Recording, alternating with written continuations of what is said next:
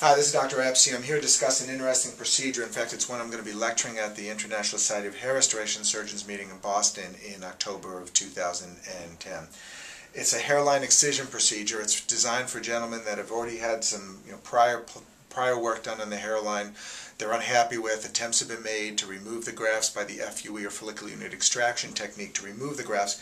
In this case, as I've done with other gentlemen, this patient was unable to get a satisfactory result, and here he is presenting. You can see his unnatural look with this very stringy look, also a very flat looking hairline. I don't know if you can really see that. Let's make sure we really how flat the hairline was. And attempts were made to remove some of these grafts. It still wasn't sufficient. And what I essentially do with the hairline excision, you can see the area that's outlined. This is the grafts that are removed, and I'm going to show you an example of a patient that he's now 2 months out. You can see his hairline has really healed up beautifully.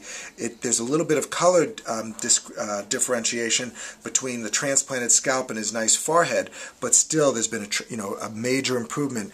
And you can see from the frontal view, here's his eyebrows, so you can see that the hairline is now a more receded look. And what we're going to do now is do some additional grafting just to soften his hairline, but the actual scar has really healed up beautifully.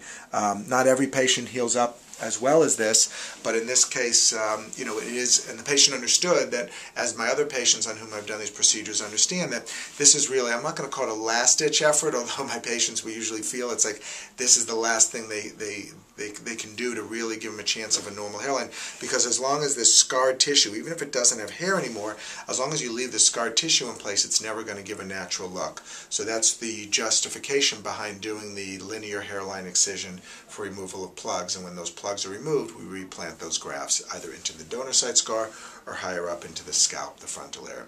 Anyway, this is Dr. Epstein. Thank you.